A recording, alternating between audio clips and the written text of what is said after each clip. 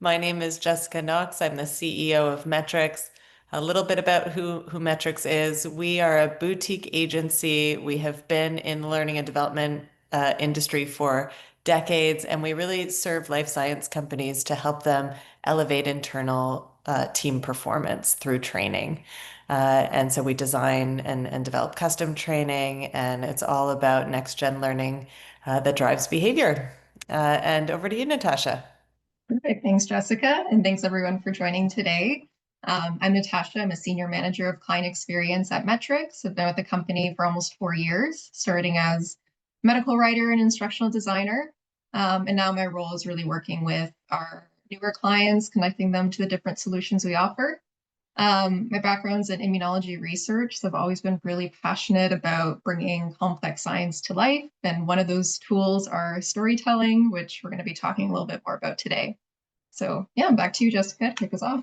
Thanks. So we're here today to talk about behavioral psychology and storytelling and how they both connect to supporting field force training. So excited to dive in. And we're going to start, I'm going to go somewhere somewhat personal to start us off and ask everybody on the webinar, have you ever wondered what a conversation would be like with your younger self? If I were to have that conversation, this is who I would be talking to. So this is me fresh out of college. I'd started as a medical writer at a medcom agency. And while I had just entered the world of work and business, I was more interested really in spending time at cafes with my friends, talking about art, talking about existentialism. And that person I'd be talking to really had no interest in sales. And in fact, uh, sort of felt like some people do that it was a bad word, had an aversion to business.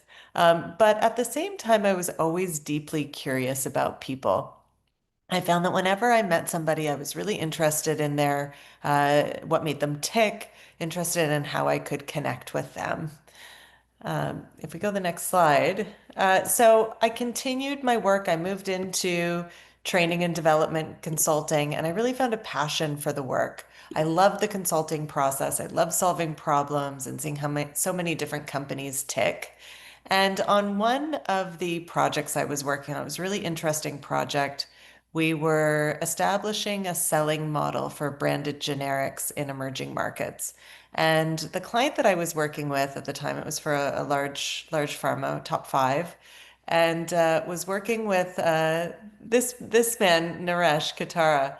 And we worked extremely closely together. We went on ride-alongs all over the world. We went to Turkey and Argentina and Mexico. And so we traveled a lot together. We worked very closely together. And we really developed a deep bond as we did that. And he was really the first client that I got to know on a much deeper, more personal level. He was kind, or is kind, he's smart. And we talked about everything. We talked about life, we talked about work. And as we talked about work and we talked about the work we were doing and the things that we were seeing when we were, on our travels, we identified so many other ways that we could make an impact for his company. And that led to many more opportunities to work together. And it was through that experience, through working with Naresh, that I really had one of those light bulb moments that Daniel Pink spelled out for us so eloquently, which is really that to sell is human, and that that curiosity that I had about people in general was actually one of the most important things to channel into effective selling. And so it's not about, what I came to realize, and I think what so many salespeople do, or anyone with a sales element in their job, is it really isn't about having the right pitch or the right script. It really is about understanding people to sell effectively and being able to match their needs with solutions that you have to offer where applicable. So to sell is human, definitely a turning point for me and really started a much broader career for me. Um, in that career, I have seen firsthand that sales training can truly work wonders. So We've been involved in many projects where we've measured the impact. One of them in particular comes to mind. We had designed a global selling model, a global coaching model, and we had a series of global implementations that we supported. So we did all the training that went underneath of these new models. Not only did the clients say that it was the stickiest model, so to this day, if I meet anyone from the company, they all know the language of the model. It's really cool to see everyone remembers it. Um, but we were able to show a 2 to 3% lift in sales revenue because we were able to, with the phased implementation, we could follow that lift around. So it did vary a little bit, but definitely can see the impact that a great learning and development experience can make. Um, at the same time, though, there are still some persistent gaps that exist that we see when we work with our clients. So, the first, and I'm sure many of you have seen this with brands that you've worked on, is that the product benefits don't always align with market share. So, you would think if a product has, certain clinical data or a certain access situation, that you would see a certain amount of market share, but it doesn't always follow logic in that way. The other is that we see persistent gaps in leader versus self-perception of various selling skills. So you'll have field teams, especially tenured field teams, say, "Hey, I'm top of my game. I'm doing everything right." You'll see their leaders say, "Hey, we see some significant gaps," and that's pretty common almost with every client that we work with. And the third is that even though we know that there's a lot more that goes into effective selling. This is from a recent analysis we did with one of our clients where we did analysis across field teams really to understand their motivations. It was to move them to a more account-based selling approach to customer engagement. And we found that at the end of the day, reps got the most satisfaction from delivering a clinical message. And so that means that all the product trainers on this call are probably doing a great job because that's really, the focus for a lot of reps and really what they look to. But we, again, know that it's not always clinical factors that go into every single decision as the number one factor. Um, so at the end of the day, I'm going to pass it over to Natasha to talk to us a little bit more about why we think some of these gaps exist. And over to you. Perfect. Yeah, so going off of that, I think we all love our tidy case studies, logical frameworks, selling frameworks, because they're simple and they're easy to follow and we get satisfaction from them. But we know that real people rarely behave in perfectly rational ways. So people are illogical.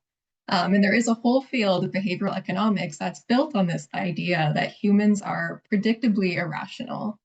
We make decisions that don't always line up with facts. We might know what's best for us intuitively. We know we need to eat healthier. We know we need to save more money or buy the most effective product. But our choices are shaped by hidden biases and emotions more often than we realize.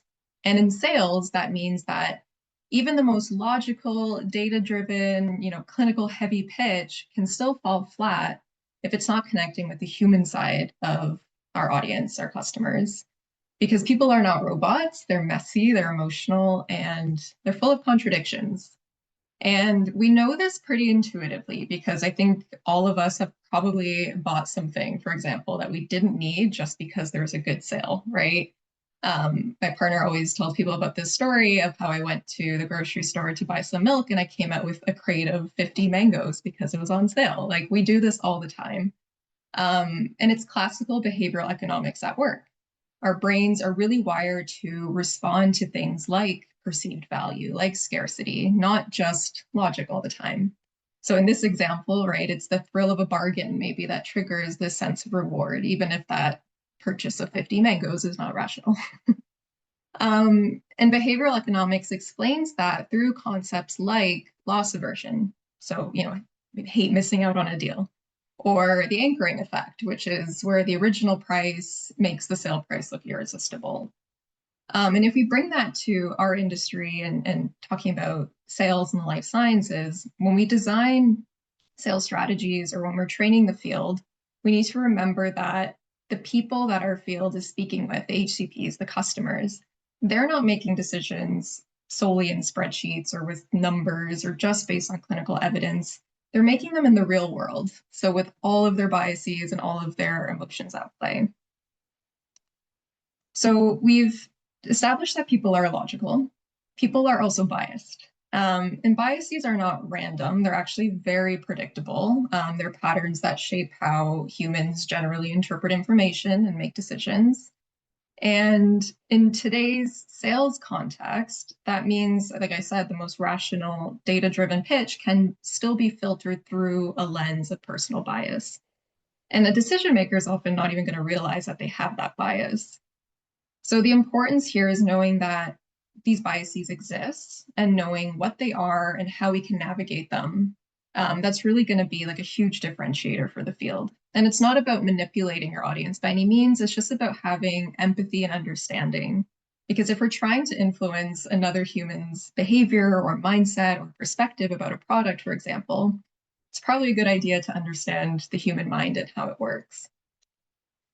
And behavioral science gives us a pretty good roadmap for understanding a lot of these biases. So I'm going to go through just a couple examples and just focus in on a few that might be relevant in the context of life sciences. But again, I won't go through all of them here.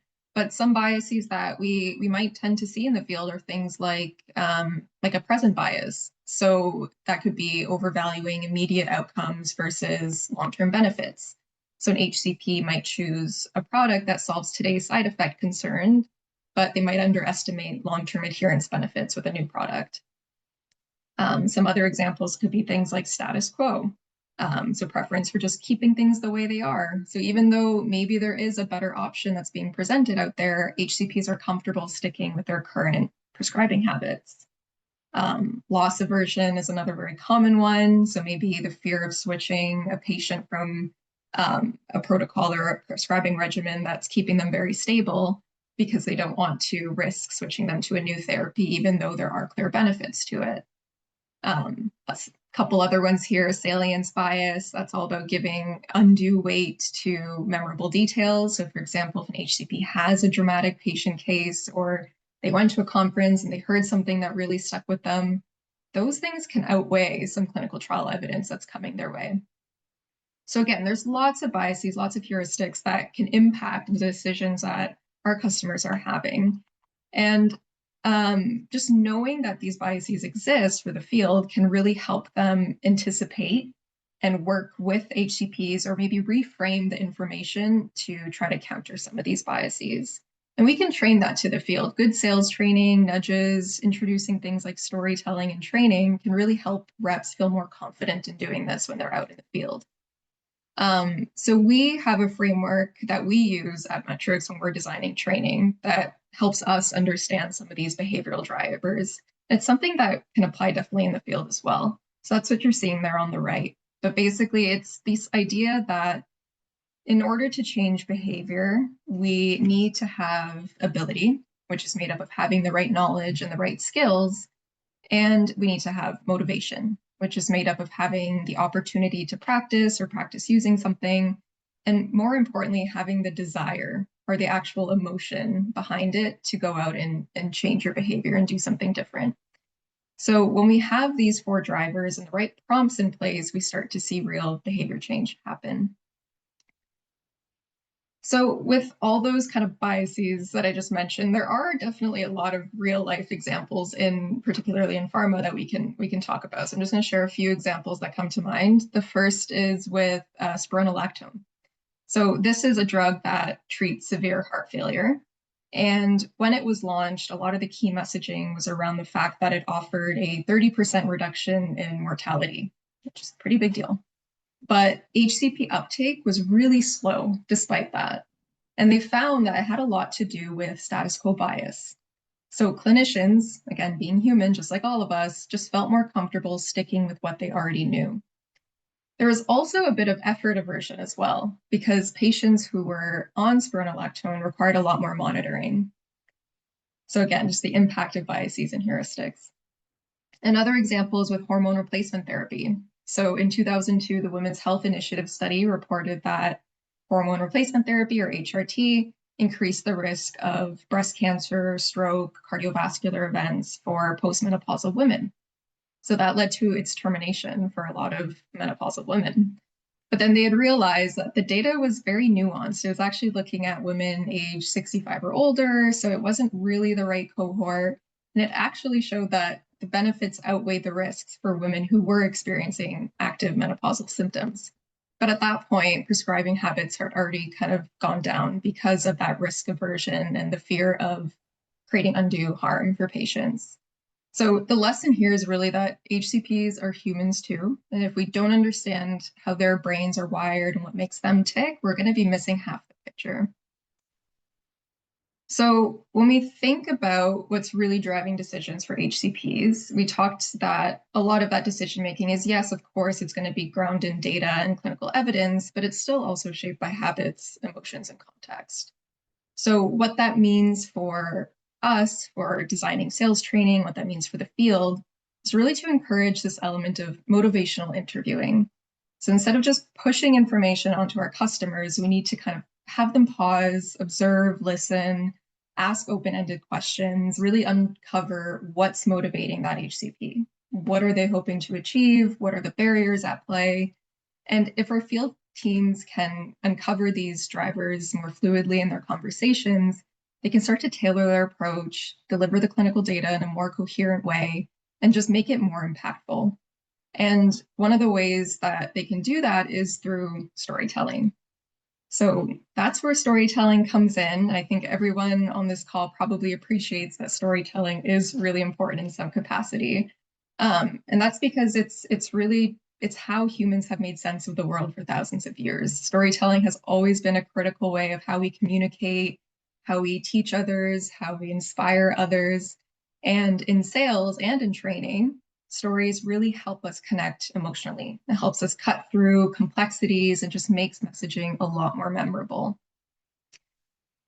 And if you're not convinced, it's also backed by data as well. So there is a meta-analysis that was published in Communication Monographs a few years ago, which looked at studies that evaluated the effect that narratives can have on outcomes of shifting beliefs, attitudes, intentions, and behaviors. And they did find a really strong positive relationship here, the impact that narratives can have on that persuasive influence. Because it's what we all know to be true. A well-told story does what facts and figures can't do alone. So storytelling is important, but what makes a good story?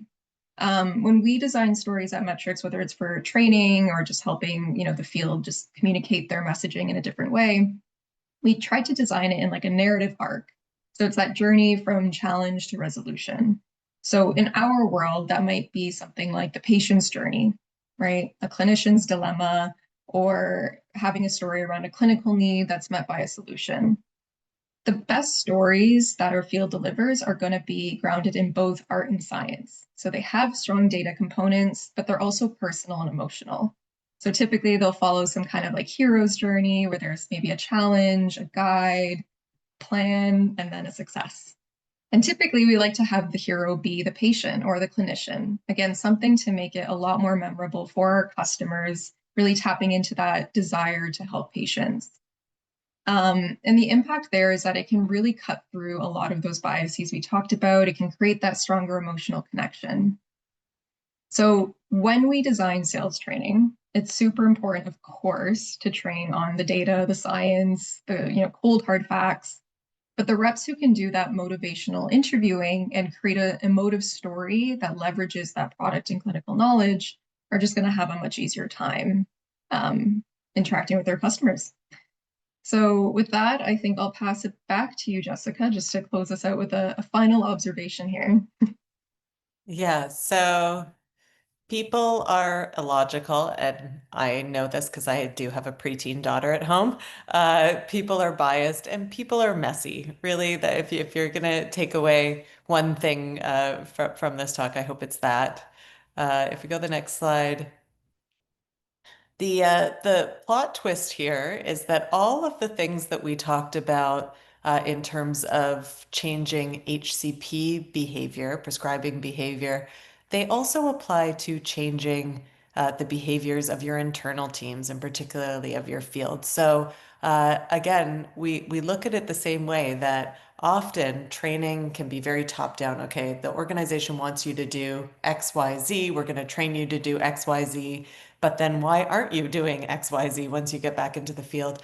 And the reality is, again, that there are a lot of reasons why you don't always get the level of transfer back to the field that you want. But part of it is about the fact that reps and other field team members are not always making decisions about what they care about based on logic. They're bringing the same biases to their decisions that anyone else is.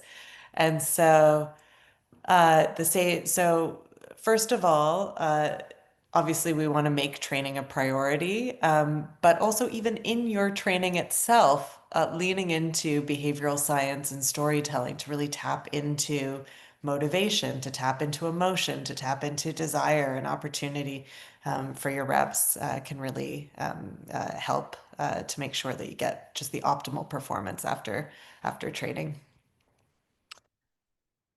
So a few things you can ask yourself in this spirit when you are designing training, which is, does your sales training consider behavioral science or just mechanics? And that's again for how your reps interact with HCPs, but also how you're designing training for your reps or your field. How well does your field now use storytelling as a lever for influence? And finally, are you truly connecting training to improve sales outcomes, or just ticking the box? And sometimes it can feel there's such a large amount of product information to get through. But if you can start to think, okay, what's really going to make the difference in terms of impact, that leads to great things. So I asked at the beginning of our time today, I asked a question of what would you say if you could talk to your younger self? So here's what I would say to this person that I introduced you to at the beginning. I would say, first of all, that all of your time spent in coffee shops talking about art and such was not a waste because you're going to end up having a very rich cultural life that's going to bring you a lot of joy. But what I would also say to that person is drop the assumption that sales is something to be avoided, and tap into that curiosity about how people what makes people tick, because it's going to help you. It's going to end up helping your clients, and it's going to lead to a really fulfilling career for you. So, with that, I want to say thank you so much for your time today. We have some time to get to questions. I see there's a question in the chat that we can look at, and yeah, just invite you to shoot us questions if you have them. So thanks so much. So there is a question from Stephen who said, would like to learn how you're teaching reps to leverage clinical evidence while incorporating storytelling and connecting on an emotional level with their customers. Yeah. So it really, the way to do it, and I hope I can explain this well, is to really look at the current state of your customer. And it could be an individual customer, it could be a segment, say a customer segment, or it could be on average all of your customers, and say, okay, what's current state and what's desired state in terms of their beliefs and behaviors. And from there, it's also then about understanding, okay, what might be getting in the way of going from current state to future state. And so once you sort of map that, you can work backwards to say, okay, what are the right stories? And they have to be obviously approved stories. We can't, or they have to be compliant. Uh, but it's about mapping back the right stories and also the right clinical evidence. So how does that map back to the belief and or behavior shift that you're looking for with your clients? Or with your customers, I should say. Hope I answered that okay for you. But happy to, if you want to chat further about it, our emails are on screen and you can definitely get in touch. Anyone else? Jessica, I have a question that came in. Nice job, by the way. Thank you both for this. Someone's asked about any common mistakes. Do you see any common mistakes reps make when using storytelling?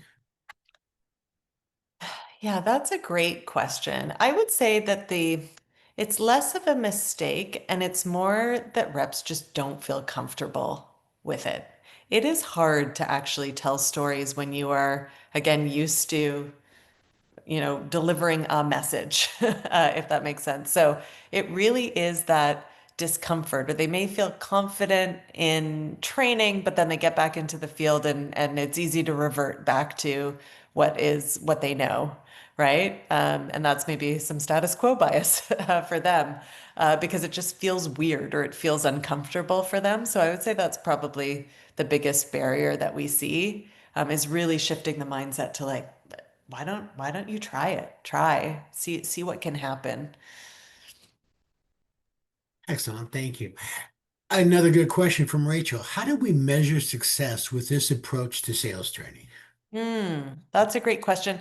I think you measure it the same way that you would measure any sales training approach, or at least the way we would. So when we look at measurement for sales training, we look at a couple of things. We always try, wherever possible, to do a behavioral measurement. So what were the behaviors before and after? And there's a whole system and way that we kind of map the right behaviors with our clients. It's very collaborative. Um, but then the more you can weave in additional data sources that get you closer to impact. So whether that is managerial observation, whether it is looking at various metrics that are available through your CRM or impact data that's desired. Often our clients aren't able to get there, but when they do, it can be really powerful. And we had another question in the chat. Tenured reps can be particularly difficult to train when it comes to changing the way they communicate with HCPs. Absolutely. This is even more evident when the rep has had some success. Absolutely. We had a So version of this come in through the Q&A, Jessica, so it's a hot topic. oh, great. Okay. Yeah, that is absolutely true. We definitely find tenured reps, especially when they're successful. I always ask if it's a tenured audience and they want them to change, are they hitting their numbers? Because if they're already hitting their numbers, what motivation do they have to change, right? They may feel, hey, I'm already doing what I need to do. So it really is, and I'm not saying it's easy and it's always going to hit the mark, but it really is about taking the time to understand what's motivating them and what their challenges are. Because the more that you can do that, the more, and we really believe that to really change mindsets. So a tenured rep, you have to change the mindset that there's actually a reason to change. And to do that, you really need to design sort of powerful emotional, usually live experiences, and you have to have a lot of other things. Like it has to be aligned to how the managers are coaching, and et cetera, et cetera. But it really is about the magic of sort of tapping into things that are deeply personal and motivating for each person. And they may be different. They're not always the same for every single person. So it's tricky, but it is possible. We've seen it done. Okay, I think we're at time. Great questions. Thank you so much. Please get in touch if you want to have any additional conversations with us. We thank you so much for spending this time with us, and we'll see you soon. I'm going to take it back to my screen, but while I'm doing that, let me thank everybody. Thank both of you, Jessica and Natasha. Great presentations. We appreciate you both joining us today. And the same for the audience. I appreciate you all getting involved and joining us in today's webinar, which is the message I wanted to leave you with as well. If you'd love to have you get more involved with LTEN, you can speak on a webinar like you heard today, write an article for Focus Magazine, volunteer, joining a committee, lots of different ways. You can reach out to me or any LTEN staff member, and we can help you get started with LTEN. And then I'm going to end with an invitation to have you join us. We have two more webinars this week. We'll see you again on Thursday talking about transforming training with AI, and on Friday talking about the evolution of life sciences coaching. Love to have you join both those programs. You can find out more information at l-10.org/webinars.